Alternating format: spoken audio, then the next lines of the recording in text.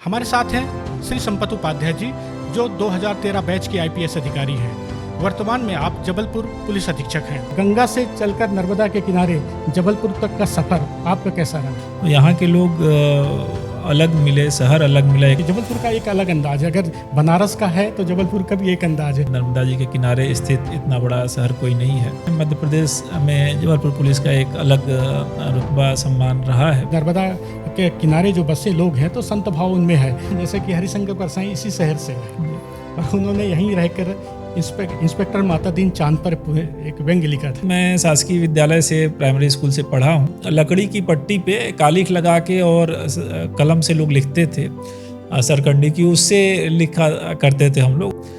काफ़ी कुछ मूवीज रहती हैं जो मसाला की मूवी की श्रेणी में आती हैं। लोगों में पुलिस को लेके एक भय का माहौल रहता था। अद्भुत बात बताई आपने कि एक ही परिसर में इतनी सारी कलाएं, इतनी सारी विधाएं। नमस्कार, हमारे साथ हैं श्री संपत उपाध्याय जी, जो 2013 बैच के आईपीएस अधिकारी हैं। बनारस हिंदू विश्वविद्यालय से पढ़ाई पूरी करने के बाद आप भारतीय पुलिस सेवा में आए।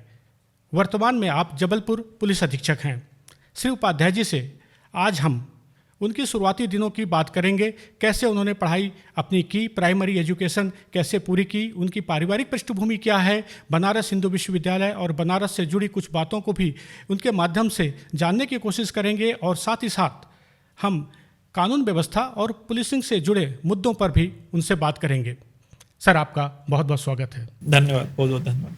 आप बनारस से ताल्लुक़ रखते हैं, जब उत्तर प्रदेश से हैं, बनारस हिंदू विश्वविद्यालय के पास आउट हैं, तो सबसे पहले तो मैं आपसे ये जानना चाहूँगा कि बनारस जो कि गंगा के किनारे स्थित है, तो बनारस मतलब गंगा से चलकर नर्मदा के किनारे जबलपुर तक का सफ़र आपका कैसा रहा? बिल्कुल सही बात कही आप। बनारस जग से निराला है, सबसे प्राचीन जीवित शहर माना जाता है, शिव जी के नगरी मानी जाती है। तो एक अलग ही वहाँ पे माहौल रहता है। काफ़ी भीड़ भाड़, शोर शराबे में भी एक अलग शांति रहती है।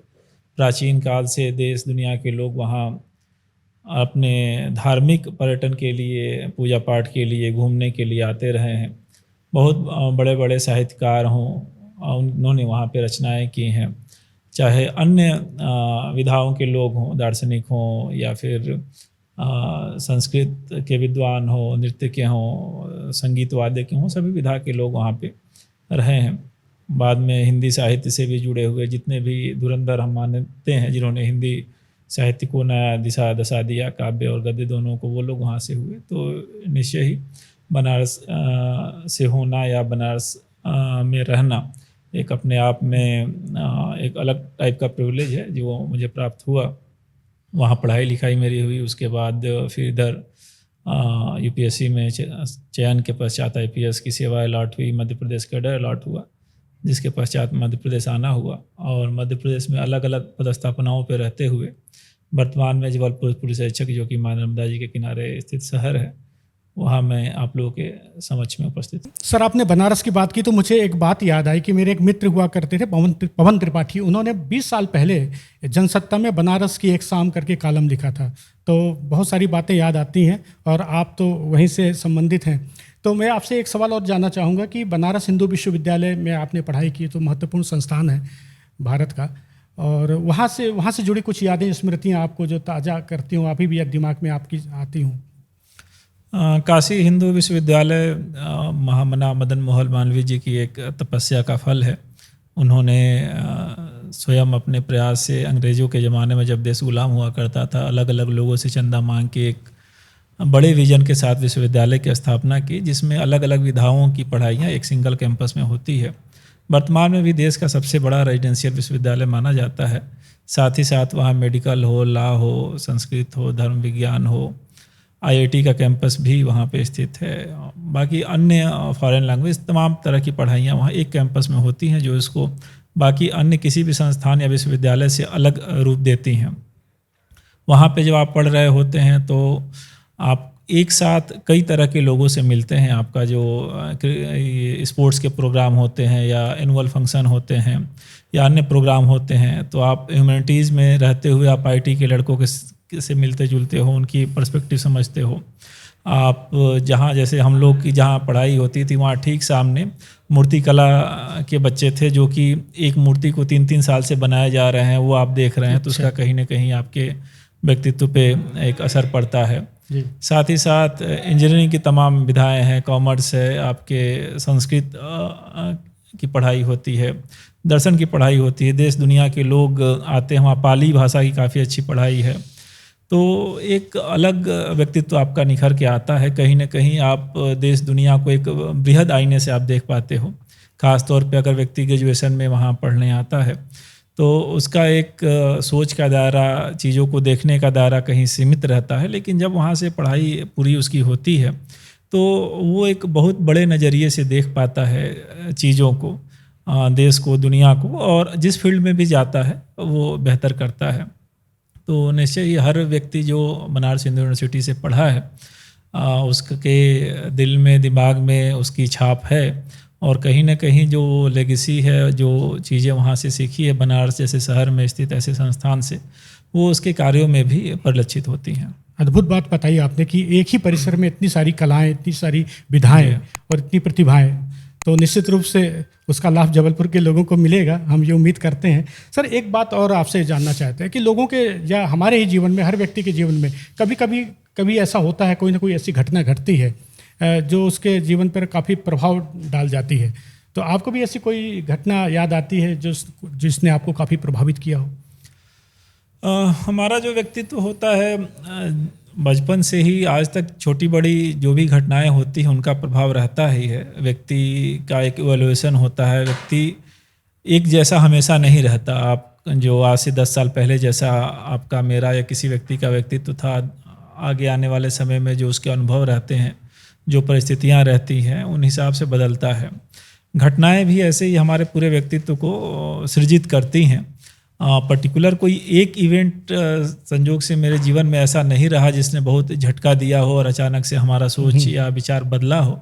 लेकिन हाँ, जिस हिसाब से आपका पालन पोषण हुआ, माता पिता ने जो संस्कार दिए, आपके गुरुजनों ने जो बात बताई, आपने अपने आरंभिक जीवन में जो अनुशासन को अपनाया, आपके यूनिवर्सिटी कॉलेज में जो लोगों ने बताया, आप पुलिस सेवा में आए, आपको ट्रेनिंग में कुछ चीज़ें सिखाई गई, सेवा के शुरुआती समय में आप जिन अधिकारियों के साथ काम किए, इसके अलावा अपनी सेवा के बाहर के फील्ड के जिन लोगों से आपका उठना बैठना हुआ, बातचीत हुई, तो कहीं ना कहीं ये सभी चीज़ें आपका व्यक्तित्व, सोच का नज़रिया और आपके कार्य करने का ढंग निर्धारित करता है। और हर व्यक्ति हर छोटी बड़ी घटना से कुछ न कुछ सीखता है।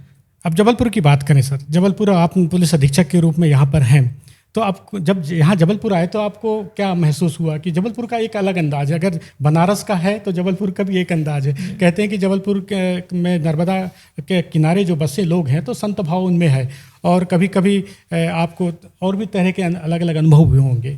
तो पहला अनुभव क्या रहा आपका? जबलपुर मध्य प्रदेश का चौथा 4 बड़े महानगरों में से एक शामिल है, और संजोग से मेरी पदस्थापना पूर्व में जबलपुर कभी पुलिस अधिकारी की हैसियत में नहीं रही है। एक आध बार ऐसे सामान्य नागरिक के रूप में कभी आना जाना हुआ है। तो यहाँ आने के बाद एक अलग तरीके का आपको शहर मिला, ये बात सही है। मैं इंदौर में, भोपाल में, ग्वालियर में, देवास में, अन्य जगहों पे नौकरी की गई है। तो यहाँ के लोग अलग मिले, शहर अलग मिला। एक तो माँ नर्मदा का आशीर्वाद, जो नर्मदा जी के किनारे स्थित इतना बड़ा शहर कोई नहीं है। हाई कोर्ट है जो इस शहर को खास एक अलग पहचान देता है। इसके अलावा जो रक्षा के संस्थान यहाँ पे हैं, अलग अलग फैक्ट्रियाँ हैं, लोग हैं, डिफेंस के लोग हैं। तो एक शहर में कहीं न कहीं पूरे देश का, मिनी इंडिया का भी भाव आता है। यहाँ के दक्षिण भारत के भी लोग मिलेंगे, अन्य देश के कोने कोने से भी लोग मिलेंगे जो यहाँ हैं। पर्व त्योहारों के मनाने के संबंध में जो जोश खरोश लोगों का रहता है वो भी काबिल तारीफ़, देखने लायक है। जो प्रतिष्ठित पुराने स्कूल कॉलेज वगैरह यहाँ स्थित हैं, जिनका 100 साल से ऊपर का समय हो गया है, तो उनको देख के कहीं ना कहीं आपके मन में वो समय भी याद आता है कि ये संस्थान इतना पुराना है। तो ले दे के ये एक अलग चरित्र का, अलग ढंग का एक शहर परिलक्षित होता है। पुलिस के लिए भी लिहाज से मध्य प्रदेश में जबलपुर पुलिस का एक अलग रुतबा सम्मान रहा है, तो वो भी काम करने की जो हमारी टीम की क्षमता है उसमें वो भी परिलक्षित होता है। सर, जबलपुर की अगर बात करें तो चुनौतियाँ क्या दिखती हैं आपको? जबलपुर पुलिस अधीक्षक के रूप में और जबलपुर पुलिस के रूप में जो चुनौतियाँ जबलपुर में प्रमुख समझ में आती हैं, एक तो यहाँ पे शरीर संबंधी अपराध का प्रचलन अभी भी है। काफ़ी शहरों में चीज़ें कम हुई हैं, जिसमें चाकू वगैरह का उपयोग करना छोटी छोटी घटनाओं पे या बिना बात के भी घटनाओं पे, उसको रोकने के लिए पुलिस लगातार प्रयास कर रही है और वो एक चैलेंज है। साथ ही साथ चूँकि शहर बड़ा हो रहा है, शहर में वाहनों का दबाव बढ़ रहा है, यातायात एक चुनौती है जिसमें सभी को मिलके करना है। साथ ही साथ जो पूरे देश भर में और या कहे तो दुनिया भर में ट्रेंड निकल के आया है साइबर अपराधों का।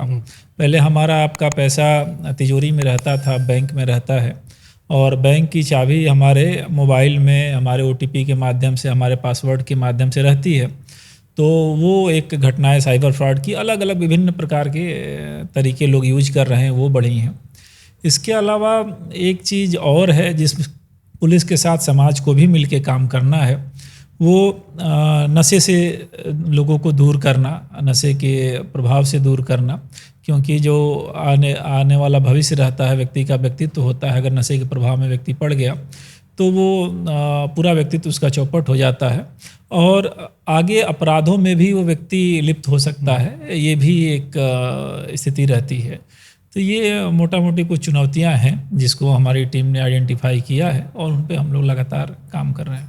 सर, साइबर, नशा, ट्रैफिक, तो मैं सबसे पहले ट्रैफिक की बात करूंगा। सर, ट्रैफिक की वाकई में बहुत बड़ी समस्या है। अब तो लोग ये भी कहते हैं कि ये तो पूरे देश में ये समस्या है। अब जबलपुर भी बहुत तेज़ी से बढ़ता जा रहा है, तो कोई प्लान, ब्लूप्रिंट कोई ऐसा आपकी तरफ से? जी बिल्कुल, जैसा आपने ही अपने प्रश्न में ही थोड़ा सा हिंट किया कि जैसे जैसे अर्बनाइजेशन बढ़ रहा है, एक बड़ी संख्या देश की गाँवों से शिफ्ट होकर शहर में आ रही है। जबलपुर अपना पूर्वी मध्य प्रदेश का सबसे बड़ा महानगर है। यहाँ पे आसपास के ज़िलों से काफ़ी लोग आ रहे हैं, बिजनेस व्यापार के लिए आ रहे हैं, जो यहाँ नौकरी करते हैं वो यहाँ सेटल हो रहे हैं, बच्चे जो पढ़ने आ रहे हैं बहुत सारे यहाँ रह रहे हैं। तो आबादी बढ़ी है। वो आबादी जो वाहन रख सकती है या जिसके पास वाहन है उसकी संख्या बढ़ी है। प्रतिवर्ष हज़ारों की संख्या में नए वाहन रोड पे आ रहे हैं। तो इस लिहाज से एक चैलेंज बना है। जो हमारा पुराना शहर है, जो रास्ते हैं उनकी चौड़ाई है वो लगभग उतनी ही है। तो इस नज़रिए से एक चैलेंज बना है। आप एक चर्चा कर रहे थे अपन की कुछ कितने वाहन बढ़ जाते हैं? हाँ, करीब 60 से 70 हज़ार वाहनों का आंकड़ा है जो प्रतिवर्ष आते हैं। और अब इसमें चैलेंज में हम कैसे डील करें, इसके लिए कई लेवल पे काम होना है, जिसमें ट्रैफिक पुलिस एक महत्वपूर्ण भूमिका अदा करती है। सबसे तात्कालिक रूप से समाधान के लिए पुलिस की तरफ ही लोग जाते हैं। कोई भी समस्या हो, चाहे ट्रैफिक की हो, तो उसमें हमारे महत्वपूर्ण स्थानों पे पुलिस के पॉइंट लगते हैं। कई नए स्थान चिन्हित किए गए हैं जहाँ पे सिग्नल लगना है, जिससे हमारी ट्रैफिक व्यवस्था दुरुस्त हो सकती है। कुछ सिग्नल खराब पड़े हैं शहर को, उनको भी दुरुस्त कराने के लिए जो संबंधित विभाग हैं उनसे लगातार पत्राचार और प्रयास हो रहा है। लेफ्ट टर्न बनाए जाने हैं, कुछ रास्ते वन वे किए जाने हैं। और जब मीडियम टर्म में हम आगे बढ़ते हैं तो शहर में नया कौन सा स्थान है जहाँ पे फ्लाईओवर बन सकता है, कौन नए रास्ते ऐसे चयन किए जा सकते हैं अल्टरनेटिव, जिससे हमारा ट्रैफिक स्मूथ चल सके। तो ये ओवरऑल एक टाउन एंड कंट्री प्लानिंग, नगरीय प्रशासन, पुलिस सभी का संयुक्त प्रयास है इसमें, और सभी लोग मिलजुल के काम करेंगे तो इसमें निश्चय ही सफलता मिलेगी। शहर में नए फ्लाईओवर भी आए हैं, जैसा आपने देखा, उसकी वजह से जिन स्थानों पे आए हैं वहाँ समस्याएं दूर हुई हैं। कुछ निर्माणाधीन है जो जल्द ही उपयोग में आएंगे, उससे कुछ समस्याएं दूर होंगी। कुछ पाइपलाइन में हैं अभी, जिन पे काम चल रहा है, बात चल रही है। तो बदले हुए जो परिस्थिति है शहर की, बढ़ता हुआ शहर का साइज है, उस हिसाब से सभी लोग प्रयास कर रहे हैं और उम्मीद है कि आने वाले समय में हमको इसमें वो सुविधा मिलेगी। साथ ही साथ इसमें पब्लिक का भी है कि हम जितना पब्लिक ट्रांसपोर्ट का उपयोग करते हैं उतना रोड पे कम भीड़ होता है। अगर एक कार लेके एक व्यक्ति निकलता है तो उतना ही जगह घेरता है, और अगर कार लेके 4 लोग उसी वाहन में बैठ के जाते हैं तो कहीं ना कहीं वो जगह बचता है जिसमें वाहन पुलिंग वगैरह की व्यवस्थाएं हैं। तो पब्लिक को भी थोड़ा जागरूक होना पड़ेगा कि कहाँ हमको प्राइवेट साधन का उपयोग करना है और कहाँ हमको पब्लिक ट्रांसपोर्ट का उपयोग करना है। सर, एक साइबर की जो क्राइम है उसकी बड़ी समस्या है और ये देखने में आ रहा है कि बहुत तेज़ी से ये बढ़ता जा रहा है। तो आपकी तरफ से क्या प्रयास किए जा रहे हैं, पुलिस विभाग की तरफ से इस पर रोक लगे? साइबर क्राइम एक बड़ा ही टिपिकल टाइप का पैटर्न है। मोटा मोटी जितने भी हम लोग शिकायतें अपने पास देखते हैं या लोगों से बातचीत चर्चा करते हैं तो उसमें 2 मुद्दे प्रमुख रूप से आते हैं, भय और लालच। व्यक्ति का एक मनोविज्ञान है, इसी से हमारे जो साइबर ये जो फ्रॉड करने वाले अपराधी हैं, आरोपी हैं, वो लोग प्ले करते हैं और अलग अलग तरीके वो अपनाते हैं कि कौन व्यक्ति कैसे किस झांसे में आएगा। इसमें कभी आर्मी मैन बन के वो कोई गाड़ी बेचने के नाम पे पैसा लेंगे, कभी इन्वेस्टमेंट में डबल करने के नाम पे आपको ठगने का प्रयास करेंगे। कई बार आपका ऑनलाइन शॉपिंग वगैरह के नाम पे करते हैं। कई बार आप डिजिटल अरेस्ट की एक बात आई थी जिसमें लोगों को कहते थे कि आपको पर्टिकुलर पुलिस ने अरेस्ट कर लिया है डिजिटली, आप कैमरा छोड़ के जा नहीं सकते, आप इतना पैसा डालिए, या घर छोड़ के नहीं जा सकते तभी हम आपको छोड़ेंगे। तो इस तरह के तमाम तरीके उन्होंने अपनाया। चूँकि इन सभी में व्यक्ति जो पीड़ित है वो अकेले ही रहता है और उस समय उसको खुद से जागरूक होना बहुत ज़रूरी है। इस बात को दृष्टिगत रखते हुए मध्य प्रदेश पुलिस ने फरवरी माह में एक सेल्फ क्लिक करके अभियान चलाया था जिसको काफ़ी सफलता मिली। भारत सरकार की तरफ से भी कॉलर ट्यून वगैरह में ये बात के लिए लोगों को जागरूक किया और अभी जो ट्रेंड आया है, कई सारे लोग हमारे पास आते हैं, बताते हैं कि उनके ऊपर साइबर फ्रॉड करने का अटेम्प्ट किया गया था, डिजिटल अरेस्ट करने का अटेम्प्ट किया गया था, लेकिन उन्होंने खुद को बचाया। तो अवेयरनेस इसका बहुत बड़ा एक कंपोनेंट था जिसमें काफ़ी जबलपुर पुलिस, मध्य प्रदेश पुलिस और राष्ट्रीय रूप में भी काम हुआ है। आगे भी इसमें काम किए जाने की आवश्यकता है। साथ ही साथ जिन केस जो साइबर फ्रॉड रिपोर्ट होते हैं उनमें जांच करना, उनके आरोपियों को पकड़ना और उन पे विरुद्ध कार्रवाई करना, इस पे भी लगातार कार्रवाई चल रही है। जबलपुर पुलिस में भी साइबर सेल का स्वरूप बड़ा किया गया है। पुलिस अधीक्षक परिसर में एक अलग से भवन आवंटित किया गया, अधिकारी आवंटित किए गए हैं जो कि लगातार शिकायतों को सुनते हैं और उसको त्वरित जो भी वैधानिक कार्रवाई होती है वो कराते हैं और लगातार जागरूकता के भी कार्यक्रम करते रहते हैं। अगर बात करें नशे की, तो नशा जो है इसकी वजह भी मतलब नशे की वजह से भी क्राइम होता है। तो नशे से दूर रहे युवा, इसके लिए भी शायद कुछ पुलिस की तरफ से अभियान शुरू किया जा रहा है। बिल्कुल, बहुत ही सही प्रश्न और मुद्दा आपने उठाया है। नशे से दूरी है ज़रूरी, ये इस थीम पे मध्य प्रदेश पुलिस और जबलपुर पुलिस एक अभियान चला रहे हैं जिसमें 15 जुलाई से 30 जुलाई तक ये अभियान रहेगा। ये पूरा जोर इस बात पे है कि ऐसे युवा जो 14 साल 15 साल की उम्र से लेके 25 से 30 साल की उम्र में हैं, जिनका भय रहता है कि वो नशे में किसी भी कारण से न चले जाएं, या तो किसी का देखा देखी या फिर कोई कहता है कि बस ट्राई कर लो, एक बार करके छोड़ देना, अलग अलग तरीक़ों से लोग फंसते हैं। तो वो इन सब चक्करों में ना पड़े, इसके लिए जागरूकता अभियान चल रहा है जिसमें स्कूल, कॉलेज इत्यादि और अन्य प्रचार साधनों का उपयोग पुलिस और बाकी जो जनता के लोग हैं उनको जोड़ के किया जाएगा। और हमारा पूरा प्रयास रहेगा कि जो हमारी नई पीढ़ी है इससे दूर रहे, इसके चंगुल में न फंसे, क्योंकि जैसा आपने बताया नशे की वजह से व्यक्ति अपने सोचने समझने की क्षमता खो देता है और कई बार नशा पाने के लिए वो अपराध की तरफ भी बढ़ जाता है आगे। चूँकि उसकी सोचने समझने की क्षमता नहीं रहती है तो कई बार वो नशे की हालत में ऐसा कृत्य कर जाता है जो उसको नहीं करना चाहिए। बहुत सारी घटनाएं ऐसी रिपोर्ट हुई हैं जिसमें नशे की हालत में किसी व्यक्ति ने अपने पति को मार दिया, किसी ने बच्चे को मार दिया, 2 दोस्त साथ बैठे अपने दोस्त को मार दिया, बाद में पछताने के अलावा कोई और साधन नहीं बचता। तो इसलिए इससे दूर रहना अत्यंत आवश्यक है। जो लोग ऑलरेडी नशे से ग्रसित हैं या नशे की आदत लग चुकी है उसमें भी अपने नशा मुक्ति केंद्रों का सहारा लेना, काउंसलिंग का सहारा लेना, ये प्रक्रिया भी लोगों को अपनाना चाहिए ताकि एक स्वस्थ इंसान के रूप में वो अपना जीवन यापन कर सकें। सर, मैं थोड़ा पीछे लौटूंगा। जब आप सिविल सर्विस की तैयारी कर रहे थे तो एक वर्ग है, यूथ, वो भी कोशिश करता है और फिर आप तो सिविल सर्विस में हैं तो लोगों में जिज्ञासा रहती है कि कैसे तैयारी की होगी, किन किन संघर्षों का सामना करना पड़ा होगा, क्या चुनौतियां हैं। तो कम से कम उन बच्चों के लिए आप बताएं कुछ अपना अनुभव। बिल्कुल, जो हर व्यक्ति है, हम सभी जानते हैं सबकी यात्रा अलग होती है। हर व्यक्ति अलग देश काल परिस्थिति में पैदा हुआ है और उसको वो ज़माना मिला है। हमारे जब समय में जब हम लोग विद्यार्थी थे, स्कूल में थे, तो उस समय इंटरनेट वगैरह कई चीज़ें नहीं थी। आज के समय में है, उस समय मोबाइल नहीं था, आज है। अब ये पता नहीं सकारात्मक है नकारात्मक, इसके बारे में लोग खुद ही डिसाइड करेंगे कितना। आपको क्या लगता है? मैं टोकूंगा। दोनों चीज़ें, हर चीज़ का पॉजिटिव नेगेटिव दोनों होता है। तो ये मैं इस बात पे हाईलाइट करना चाहता हूँ कि हो सकता है मेरी जो भी यात्रा रही हो, जो इस ढंग से मैं यहाँ तक पहुँचा हूँ, वो सामने वाले पे ना लागू हो, उसको अपना खुद को ढूंढना है। अपने बारे में यही बता सकता हूँ कि मैं शासकीय विद्यालय से, प्राइमरी स्कूल से पढ़ा हूँ, और अपने बाद से ही वो चीज़ दूर हो गई जो लकड़ी की पट्टी पे कालिख लगा के और कलम से लोग लिखते थे, सरकंडी की, उससे लिखा करते थे हम लोग। उसके बाद बाकी स्याही से, चीज़ों से। विद्यालय हमारा 6वीं से लेके 12वीं तक था, गांव से 5 किलोमीटर दूर था, पैदल आना जाना होता था। गांव बाढ़ से भी घिर जाता था, एक आध महीने बाढ़ से का भी प्रकोप रहता था। तो बहुत सारी परिस्थितियों में, लेकिन कभी अपने को ये उस समय नहीं लगा कि हम बड़े संघर्ष कर रहे हैं। अपने मस्ती के धुन में सभी लोग लगे रहते थे, हम लोग, पूरा समाज ही वैसा था, वैसे ही थे। फिर वहाँ से जैसे अपनी पूर्व की चर्चा में बात आई कि काशी हिंदू विश्वविद्यालय से मैंने पढ़ाई की, वहाँ मेरा एडमिशन हुआ। और इधर जब 9th क्लास के बाद अपना धीरे धीरे ओरिएंटेशन सिविल सर्विसेज की तरफ हुआ। पिताजी वगैरह का था कि सिविल सर्विसेज एक बेहतर सेवा है जिसमें आप जनता की भी सेवा करते हैं और स्वयं भी आपका एक ग्रोथ होता है। तो उसको दृष्टिगत रखते हुए 10वीं में मैं विद्यालय का टॉपर रहते हुए भी मैंने आर्ट्स की पढ़ाई की थी। उसके बाद बनारस हिंदू यूनिवर्सिटी में इकोनॉमिक्स ऑनर्स मैंने किया, फिर इकोनॉमिक्स में पोस्ट ग्रेजुएशन किया।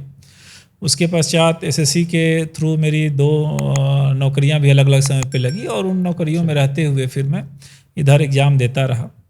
जो शेड्यूल की बात है, जैसा मैंने शुरू में ही कहा कि सबकी अपनी यात्रा अलग है। चूँकि मेरी पढ़ाई शुरू से ही उसी चीज़ों से जुड़ी हुई थी जो जीएस, जीके और सब्जेक्ट्स में आती हैं। उस समय 2 सब्जेक्ट हुआ करते थे सिविल सर्विसेज में, हिस्ट्री और इकोनॉमिक्स मैंने लिया था, जो मेरे ग्रेजुएशन के भी सब्जेक्ट थे, जिनकी तैयारी मेरी पहले से ही काफ़ी बेहतर थी। तो उसका मदद रहा, अपनी जो पूरी पढ़ाई रहा उसका रहा। सभी जो बच्चे मुझसे इस बारे में पूछते हैं उनको मैं कुछ बातें जो कहता हूँ, जनरल प्रिंसिपल जो सभी पे लागू होता है। एक तो न्यूज़पेपर पढ़ने की हम सभी को आदत डालनी चाहिए। आप हिंदी न्यूज़पेपर पढ़ें, अच्छी बात है। इंग्लिश न्यूज़पेपर भी आप पढ़ें। इंग्लिश न्यूज़पेपर इसलिए नहीं कि इंग्लिश भाषा में कुछ दम है, इसलिए कि उन जो टॉपिक वो कवर करते हैं, कई बार हिंदी समाचार पत्रों में वो टॉपिक कवर नहीं हो पाता। ऐसे ग्लोबल जो मैटर्स हैं, अभी रिसेंट में कुछ विवाद दुनिया में चल रहे हैं, आपका इजराइल फ़िलिस्तीन का चल रहा है, गाज़ा में मुद्दा चल रहा है, यूक्रेन में चल रहा है। स्पोर्ट्स में कुछ बड़े खेल के टूर्नामेंट हो रहे हैं, आपका विम्बलडन हो रहा है, कुछ दिनों पहले फ्रेंच ओपन हुआ था। इसके अलावा आपके इकोनॉमिक मैटर्स चल रहे हैं। अमेरिका के राष्ट्रपति लगातार अपनी टैरिफ नीतियों का उपयोग कर रहे हैं, कई देशों के विरुद्ध कहीं कम लगा रहे हैं, कहीं ज़्यादा लगा रहे हैं, फ्री ट्रेड एग्रीमेंट हो रहे हैं। तो ये सब जो ग्लोबल मुद्दे हैं, उन पे आपकी एक समझ विकसित होनी चाहिए विद्यार्थी जीवन में। एक बार आपकी पढ़ाई हो जाती है, ग्रेजुएशन हो जाता है, आप एज 21 का कर लेते हैं, तो आप सेवा के लिए अप्लाई करने के पात्र हो जाते हैं। जब आप अप्लाई करते हैं तो जैसे किसी भी एग्ज़ाम में होता है कि उसका सिलेबस क्या है और सामान्यतः क्वेश्चन जो आते हैं वो किस लेवल के आते हैं, इन 2 मुद्दों पे आपको देखना होता है। आप सिलेबस लीजिए, सिलेबस की तैयारी करिए ऑथेंटिक सोर्स से, जहाँ से भी। कई लोग इंटरनेट से करते हैं, कई लोग गाइड बुक से करते हैं, कई लोग कोचिंग की तैयारी करते हैं, कई अन्य उनके मार्गदर्शक रहते हैं वो कराते हैं।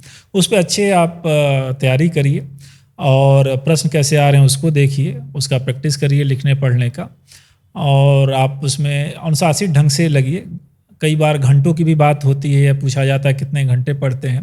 घंटे मायने नहीं रखते, मायने ये रखता है कि आपने जो सब्जेक्ट मैटर है उस पर कितना अच्छा आपने तैयारी की है, आपकी जो सोच विचार और समझ है उस मुद्दे को लेके कितना डेवलप हुआ है। अगर ये सब चीज़ें आपके कम घंटे में भी होती है और लंबे समय से आप करें तो उससे कोई फ़र्क नहीं पड़ता, आप बेहतर कर पाएंगे। साथ ही साथ मैसेज ये भी मैं सभी को देता हूँ, और जो भी इस चीज़ के जानकार हैं वो देते हैं, कि कोई भी एग्ज़ाम आपके जीवन का सफलता असफलता नहीं निर्धारित कर सकता। जीवन बहुत लंबा है और हर व्यक्ति में कुछ न कुछ खूबी होती है। सिविल सेवा में भी लाखों लोग अप्लाई करते हैं। कभी समय में 4-5 लाख अप्लाई करते थे, आज 20-20 लाख लोग अप्लाई करते हैं। उसमें कई लोगों का, एक्सपर्ट का ये मानना है कि जो सीरियस कैंडिडेट रहते हैं उनकी संख्या 25 से 30 हज़ार रहती है। उसमें से कोई भी आपका चयनित हो सकता है, कई कारणों से नहीं भी चयनित हो सकते हैं। लेकिन पूरा जो प्रक्रिया, उस प्रक्रिया में आपको एक ज्ञान वर्धन होता है, आपकी एक मैच्योरिटी बढ़ती है, चीज़ों की एक समझ बढ़ती है और आपको आगे बेहतर इंसान बनाने में वो मदद करती है। तो आप तैयारी करें, दिल लगा के करें, मेहनत से करें, अनुशासन से करें, लेकिन यह ना सोचें कि आपके जीवन के सफलता असफलता का यही मानक है। अगर आप यहाँ सफल होते हैं बहुत बेहतर है, अगर असफल भी होते हैं तो जीवन में कुछ ना कुछ आप बेहतर जरूर करेंगे। इस बात को हमेशा ध्यान में रखें। जी बिल्कुल। इसके अलावा सर बात करें एक बार फिर से आपके विभाग की, तो आपके जो मातहत कर्मचारी हैं, मैं पुलिस जवानों की बात कर रहा हूँ, तो मैंने महसूस किया कि पुलिस बल भी पर्याप्त नहीं होता कई थानों में, और लगभग सभी थानों में ये स्थिति है। ज़्यादा उनको अवकाश भी नहीं मिलता है, तो कहीं ना कहीं विपरीत परिस्थितियों में भी उनका परिवार रहता है, सफ़र करता है। तो पुलिस वेलफेयर के लिए कुछ बेहतर प्रयास आपकी तरफ से हो रहा है क्या जिले में? बहुत ही सही मुद्दा आपने उठाया। पुलिस की नौकरी बाकी अन्य सेवाओं से अलग है। अलग इस सेंस में है कि पुलिस थाने में कभी ताला बंद नहीं होता, पुलिस थाने में कभी छुट्टी नहीं होती और लगातार काम करना होता है। साथ ही साथ काम फील्ड में करना होता है, लोगों के बीच में करना होता है, कोई मशीन में, ऑफिस में, एसी चेंबर में बैठ के नहीं करना होता है। तो ये एक चैलेंजिंग नौकरी रही है हमेशा से, और हमारे देश में और भी चैलेंजिंग रही है अलग अलग परिस्थितियों के कारण। अभी जबलपुर पुलिस में भी हम बात करें, जैसा आपने बताया, तो वैकेंसीज तो निश्चय ही हैं, शासन स्तर पर उनको भरा भी जा रहा है। लेकिन साथ ही साथ आप देखेंगे तो पुलिस का जो कार्य क्षेत्र का दायरा है वो भी काफ़ी बड़ा है। जैसे हम लोगों ने चैलेंजेस की बात की, आज से 50 साल पहले आपके ट्रैफिक की व्यवस्था नहीं रही होगी, इतनी शिकायतें नहीं आती होंगी, और भी जो नए नए चीज़ें जुड़ी हैं वो पुलिस लोगों की फ्रेंडली हुई है। लोग छोटी छोटी बात को लेके आते हैं, अपने पारिवारिक झगड़ों को लेके आते हैं, माता पिता के विवाद हैं, पति पत्नी के विवाद हैं, जो कई बार ऑन पेपर रिकॉर्ड में उतने आते भी नहीं कि पुलिस ने क्या किया, लेकिन उनको अटेंड करना है। कहीं आग लगती है तो पुलिस के पास लोग आते हैं कि भाई आग लग गई, बाढ़ आ गया तो आते हैं। पुलिस की ट्रेनिंग आग बुझाने के लिए नहीं हुई है, बाढ़ राहत के लिए ट्रेनिंग नहीं हुई है, उसका कोड फोर्स अलग है। लेकिन कोई भी समस्या हो उसके लिए लोग पुलिस के पास आते हैं और पुलिस उनको निराश न करते हुए हर चीज़ को अटेंड करने का प्रयास करती है। तो निश्चय ही एक वर्कलोड रहता है।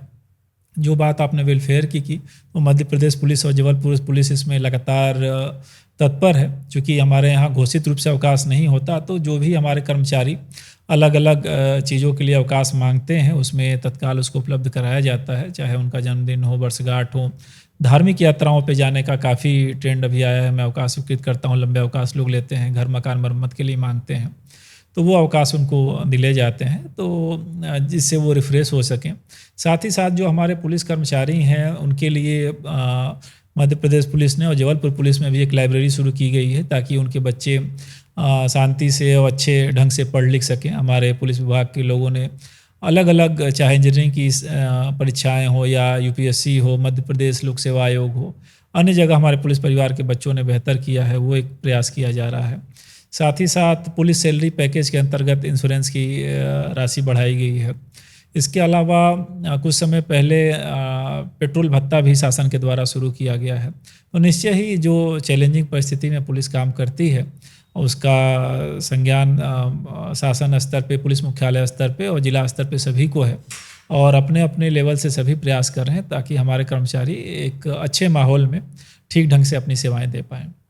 सर, अपने हर व्यक्ति का अपना शौक़ होता है, तो मैं कुछ निजी सवाल पूछ रहा हूँ कि आप कैसे समय निकालते हैं अपना शौक़ पूरा करने के लिए, या फिर किस तरह का आपका शौक़ है, या कुछ जैसे पुस्तक रीडिंग या फिर सिनेमा, साहित्य? जैसा कि बात अभी अपनी आ ही गई कि हमेशा पुलिस काम करती है, तो उनका जो पुलिस का लीडर है, मुखिया है ज़िले का, उसको भी अपने साथियों के साथ कदम से कदम मिला के रहना होता है। कोई ये नहीं हो सकता कि मैं 7 बजे के बाद कहूँ कि आप फ़ोन ना करो या फिर आप कोई समस्या लेके ना आओ, क्योंकि घटनाएं लगातार होती हैं। इनफैक्ट पुलिस में, शहरों में ख़ास तौर पे घटनाएं रात को ही ज़्यादा होती हैं, शाम को 6 बजे से लेकर 12-1 बजे तक लगातार चलती रहेंगी, तो उसमें व्यस्तता रहती है।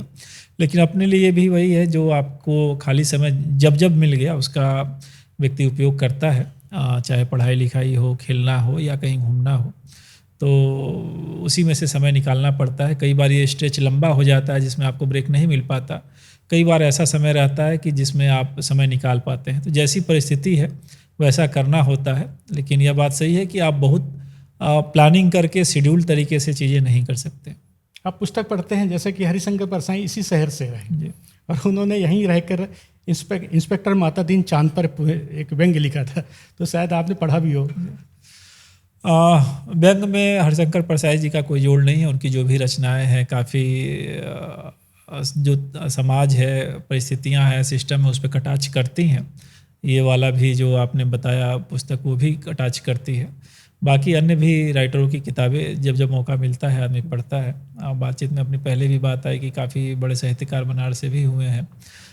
उस दौरान भी कुछ कुछ चीज़ें पढ़ने को मिली, लेकिन अभी समय थोड़ा कम रहता है। निश्चय ही अगली पदस्थापना में जब समय रहेगा तो और ज़्यादा पढ़ने को वो तो उस दौर की बात थी जब इंस्पेक्टर मातादीन चांद पर उन्होंने लिखा था। अब तो काफ़ी परिवर्तन आया। अब तो सिंघम जैसी फिल्में बनी हैं पुलिस के फेवर में, मतलब एक इतनी लोकप्रियता बढ़ी है पुलिस की कहीं ना कहीं।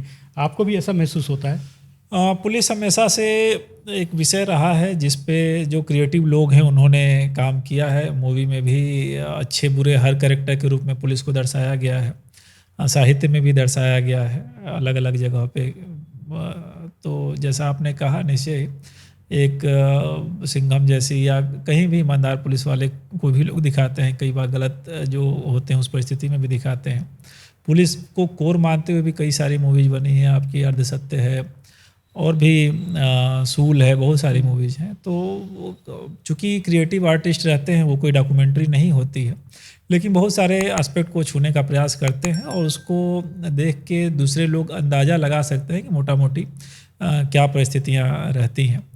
काफ़ी कुछ मूवीज़ रहती हैं जो मसाला की मूवी की श्रेणी में आती हैं, तो उसमें कोई लॉजिक नहीं होता और वास्तविक पुलिस से वो नज़दीक भी नहीं होती। लेकिन ठीक है, पर्दे का स्पेस मिला हुआ है, लोग देख रहे हैं, उनका हीरो पुलिस वाला है तो बेहतर है। अब पुरानी फिल्मों की कुछ बात यदि करें तो ध्यान आता है कि पुलिस का जो कैरेक्टर होता था तो वो विलन को सपोर्ट करता हुआ दिखाया जाता था। मोटी मोटी मोटी मूछें, तोंद निकली हुई। लेकिन अब तो ऐसा नहीं है, काफ़ी स्मार्ट जवान दिखते हैं, काफ़ी पुलिस भी स्मार्ट हुई है। हाँ, जैसा मैंने बताया, चूँकि हमारे देश में अंग्रेज़ों का शासन था और पूरा शासन उनका था, पुलिस भी उनकी मानी जाती थी और कानून उनके चलते थे। तो लोगों में पुलिस को लेके एक भय का माहौल रहता था कि भाई पुलिस आई तो भागो, दो पुलिस वाले भी दिख गए तो क्यों आ गए, पुलिस आ गई तो ऐसा हो गया, पुलिस आ गई तो वैसा हो गया। अब जैसी अपनी चर्चा में भी बात निकल के आई कि पुलिस एक लोकतांत्रिक देश की अकाउंटेबल पुलिस है, तो काफ़ी फ्रेंडली है। ख़ास तौर पे मध्य प्रदेश पुलिस के बारे में मैं गारंटी से कह सकता हूँ कि कोई भी बच्चा, बुजुर्ग, बूढ़ा व्यक्ति कभी भी थाने में जाता है, अपनी बात रखता है, उसकी बात सुनी जाती है, रिपोर्ट भी दर्ज की जाती है और आगे कार्रवाई भी की जाती है। तो कॉलोनियल पुलिस होने के नाते जब देश नया नया आज़ाद हुआ था तो निश्चय ही ऐसी निगेटिव छवि रही थी। बाकी अभी काफ़ी सकारात्मक चीज़ें हो रही हैं ग्राउंड में भी और उसी चीज़ का रिफ्लेक्शन पर्दे पे भी आता है। तो सर, आपका बहुत बहुत धन्यवाद। आपने हमको समय दिया और हम उम्मीद करते हैं कि दर्शकों को भी इस बातचीत से काफ़ी आनंद मिला होगा, जानकारी भी मिली होगी, खासकर उन युवाओं को जो सिविल सर्विस की तैयारी करते हैं और कानून व्यवस्था से जुड़े जो लोग हैं उनको भी काफ़ी जानकारी मिली होगी। और दर्शकों से ये भी वादा करते हैं कि अगले वीडियो में किसी खास मेहमान के साथ हम एक बार फिर आपके सामने होंगे। धन्यवाद, आपने अपने पॉडकास्ट में मुझे आमंत्रण किया और इतनी अच्छी चर्चा अलग अलग मुद्दों पे की। धन्यवाद। आपका भी धन्यवाद।